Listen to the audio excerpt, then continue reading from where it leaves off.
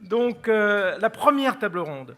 Mais quand même, je dois vous dire que je suis très heureux de vous retrouver.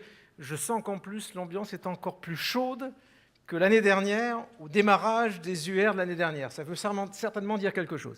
Alors, première table ronde, l'État-providence à l'heure des dettes. Ça fait sérieux, hein. C'est sérieux, c'est grave, c'est même peut-être, finalement, à lui tout seul, ce thème, ce qui met bien en évidence la problématique centrale face à laquelle nous sommes.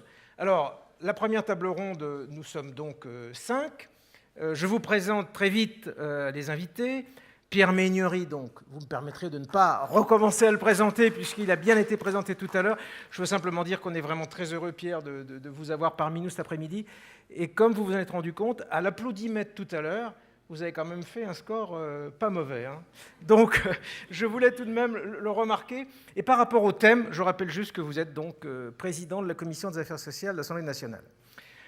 Patrice Rakhmadou, qui est au bout à gauche, qui est un haut fonctionnaire et qui est le président depuis 1999 d'un organisme dont vous avez probablement déjà entendu parler, c'est la CADES, qui est la Caisse d'amortissement de la dette sociale. Et quand vous payez une petite taxe qui s'appelle la CRDS, eh ben ça va non pas dans sa poche, mais ça va dans la caisse de son organisme.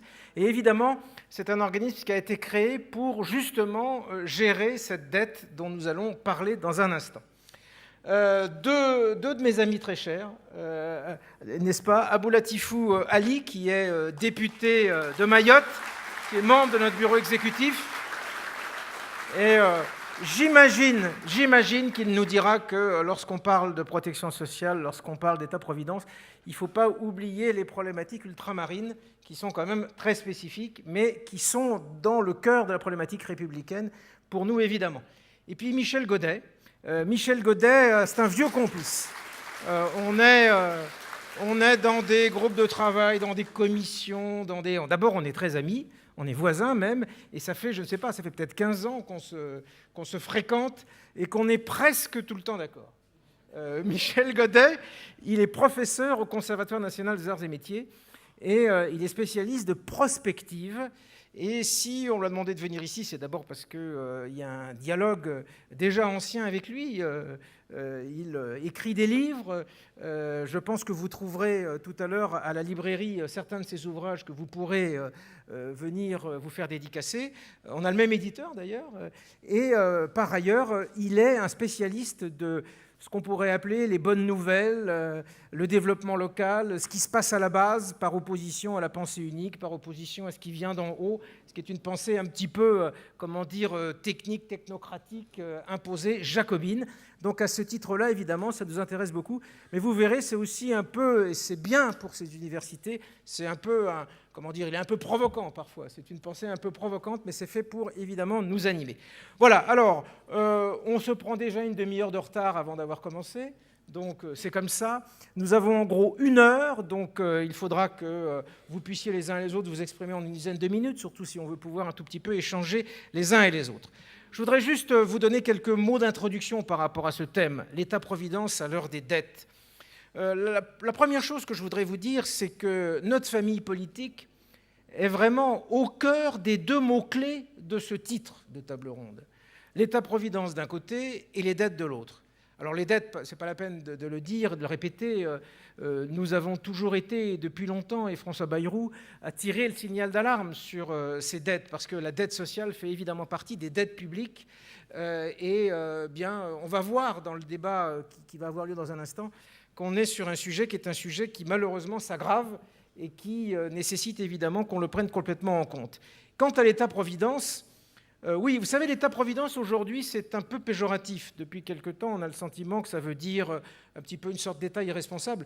Aujourd'hui, je veux dire, parce que ça fait aussi partie de nos références dans notre famille politique, l'État-providence, c'est un mot qui a été inventé au XIXe siècle, en deuxième moitié du XIXe siècle.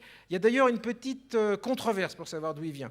Est-ce que c'est un député qui l'a dit pour la première fois à l'Assemblée nationale, ou bien, autre hypothèse, je n'ai pas vérifié, mais ce serait dans le texte initial de l'encyclique sociale qui s'appelle Rerum Novarum, qui a été la grande encyclique sociale de Léon XIII qui a lancé la doctrine sociale de l'Église. Mais figurez-vous que dans la traduction française de cette encyclique, le mot avait disparu. par contre, le mot figurait dans la rédaction initiale de cette encyclique. Alors si je dis ça, c'est tout simplement pour dire qu'évidemment, pensée sociale et solidaire dans la République d'un côté et puis responsabilité face aux dettes, ce sont deux problématiques qui sont des problématiques qui sont très ancrées dans notre famille politique et cela depuis longtemps. Alors en réalité, vous me permettrez peut-être d'être un tout petit peu critique quand on regarde quand même dans le rétroviseur, ça fait 40 ans déjà qu'on porte cette problématique. Alors évidemment, on ne la porte pas avec autant d'urgence qu'aujourd'hui, mais depuis le premier choc pétrolier, depuis qu'on a commencé à se dire que la croissance n'allait pas aussi vite que la croissance des dépenses sociales, eh bien, on a fait, je ne l'ai pas compté en dernière comptabilité, mais je crois qu'on doit avoir fait plus de 30 plans de sauvetage de la sécurité sociale, de rétablissement des comptes. Et d'ailleurs, j'en parlais tout à l'heure avec Pierre Mégneri qui me le confirmait, les centristes ont souvent été aux affaires dans cette question d'ajustement des plans. Enfin, il y a des noms importants de la famille centriste. Et Pierre Mégneri a vécu aussi, au moins en tant que parlementaire, et puis aussi en tant que ministre, ces différents plans. Et reconnaissons-le, ces plans ont toujours sauvé la protection sociale à laquelle nous sommes tant attachés, mais ces plans n'ont pas vraiment réglé les problèmes de fond. C'est souvent des plans qui ont été des plans, souvent d'ailleurs faits le soir dans des cabinets ministériels entre 20h et 23h sur un coin d'enveloppe, ou par des mesures, on récupère 300 millions ici, un demi-milliard là, sans que forcément ce soit vraiment une pensée globale. On a beaucoup bricolé. L'édifice aujourd'hui, il est certes solide, mais il est effectivement en même temps extrêmement fragile. Parce que le mur de la dette, y compris dans le domaine de la protection sociale, eh bien, il est là. Le mur de la dette, il est là. 30 milliards de déficit dans les caisses de sécurité sociale l'année dernière. C'est le déficit le plus élevé qu'on ait connu. 30 milliards de déficit, ça veut dire qu'une partie des retraites servies, une partie des boîtes de médicaments remboursées ne sont pas payées avec des cotisations sociales ou avec des taxes fiscales affectées aux caisses sociales, mais sont tout simplement reportées aux générations futures. Et évidemment, s'il s'agissait de payer des dépenses d'investissement scientifique pour inventer les grands miracles de la science médicale de demain, on pourrait un peu le comprendre, mais quand il s'agit de financer des dépenses courantes, évidemment, cela n'a strictement aucun sens. Alors, on va voir tout à l'heure avec la CADES que maintenant, ce sont des dizaines de milliards, voire même des centaines de milliards. Pour l'anecdote, lorsque j'ai commencé ma vie professionnelle dans l'administration, il y a justement une trentaine d'années, la protection sociale, la sécurité sociale n'avait pas le droit à la dette. Je me rappelle très bien que ce qu'on appelle la COS, qui est la banque de la sécurité sociale, elle avait juste le droit d'emprunter quelques milliards à la Caisse des dépôts. C'était uniquement une façon de faire la jointure en termes de trésorerie. Et on avait à l'époque des grandes angoisses pour savoir si on allait pouvoir financer les hôpitaux à la fin du mois ou à la fin de l'année. Et puis, peut-être, comme on l'a fait dans le domaine des dépenses de l'État, on a inventé au fil du temps cette commodité qui est maintenant le droit de faire des dettes, donc d'avoir des budgets sociaux déséquilibrés, en créant des organismes pour essayer malgré tout de récupérer tout cela. Cette dette, évidemment, elle s'additionne à toutes les autres. Elle nous rend fragiles à beaucoup de choses. Elle nous rend fragiles à la variation des taux d'intérêt. Si les taux d'intérêt augmentent de 100 points de base, c'est-à-dire si on passe d'un taux d'intérêt donné à un point de plus, eh bien, ce sont des centaines de millions de plus qu'il faut rembourser chaque année. Donc évidemment, nous sommes devant des vraies responsabilités. Alors, l'autre observation que je voulais faire en introduction, parce que ça va servir évidemment à alimenter nos débats, nous voulons être responsables sur cette question. Donc ce que nous voulons dire, c'est que eh bien, dans les prochains mois et dans les prochaines années, il faudra faire des efforts. Nous ne pouvons pas aujourd'hui ne pas dire que la préoccupation à l'égard des financements des caisses sociales, de cet État-providence, ne soit pas telle que les décisions qui seront à prendre seront des décisions qui seront des décisions difficiles. Dans ces décisions difficiles, et quand nous en parlons entre nous, nous savons qu'il y aura des choses à faire dans le domaine des dépenses et des choses à faire dans le domaine des recettes.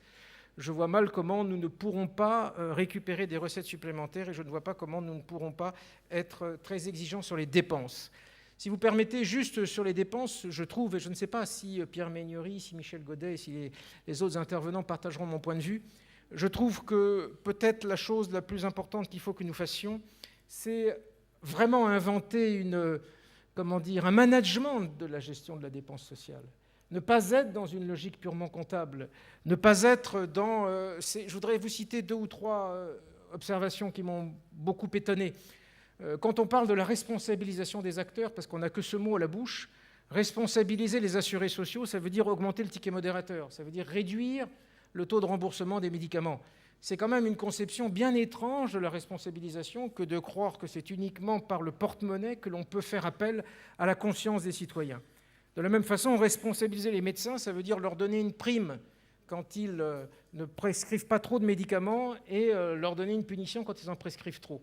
J'avoue que j'aimerais que la responsabilisation, ce soit autre chose, que ce soit une façon de revenir à une question de justice. Et d'ailleurs, dans le livre de Michel Godet, il y a le livre qui vient de sortir, je vous le recommande, il parle de l'histoire de quelqu'un qui est aussi un de mes amis, qui est un directeur de caisse primaire d'assurance maladie, qui fait un travail extrêmement intéressant, qui est le directeur de la caisse d'assurance maladie de la Sarthe, si je me souviens bien, et qui a effectivement voulu prendre à bras-le-corps ce que c'est que gérer le budget et ne pas être uniquement dans une logique technique, comptable et de restriction des choses. Voilà, je voudrais aussi que l'on intègre la notion de situation et des parcours individuels, le fait que chacun a son histoire, que par exemple dans la réforme des retraites, l'une des choses qui tout de même ne peut pas nous satisfaire, c'est qu'on raisonne de façon administrative en disant ce sera tel âge, ce sera ainsi pour tout le monde. Je voudrais aussi qu'on se souvienne que la protection sociale, c'est quelque chose qui a été fait avec les partenaires sociaux. Et le dialogue avec les partenaires sociaux, il est aujourd'hui vraiment très, très en friche sur cette question-là. La réforme des retraites est quelque chose qui s'est fait sans eux, malheureusement. Et puis je voudrais juste terminer en disant que pour nous et pour tous ceux qui sont dans le mouvement centriste, parmi les démocrates, la justice sociale doit être le maître mot. Et qu'à cet égard, il faut que nous fassions bien attention à tout ce qui aujourd'hui pourrait ressembler à des stigmatisations. Et je crois que nous pouvons dire fermement que nous n'accepterons pas la stigmatisation. Celle à l'égard des chômeurs qui les présentent comme des supposés paresseux aujourd'hui, celle à l'égard des immigrés bénéficiaires de trop de droits sociaux ou par exemple bénéficiaires de trop d'avantages dans les allocations familiales sous prétexte qu'ils font un peu plus d'enfants que les autres, celle à l'égard des personnes très âgées qui coûteraient trop cher et dont il faudrait peut-être parfois précipiter la fin un peu trop rapidement. Vous vous rappelez peut-être d'un penseur très à la mode, mais qui n'a pas tout à fait notre amitié et qui, à l'égard de l'un de ses propres parents d'ailleurs, a évoqué il y a quelques mois le fait que ça coûtait très très cher une personne très âgée, très malade. Nous ne pouvons pas supporter cela. Et vous voyez, c'est le contraire que nous voulons, c'est une protection sociale qui reste un ferment de solidarité pour toutes les classes moyennes. Et je terminerai en disant quelque chose qui pour moi est très fort et qui je crois l'est aussi pour vous, une protection sociale qui traite en particulier ceux qui en ont le plus besoin. Une société, on mesure son degré d'humanité, son degré de justice par le sort qu'elle réserve aux plus faibles, par la façon dont elle permet aux plus faibles de se reconstruire, et c'est vraiment la fonction de la protection sociale. Je passe la parole maintenant à Pierre Méniory, s'il le veut bien, et puis ensuite nous débattrons de tout cela.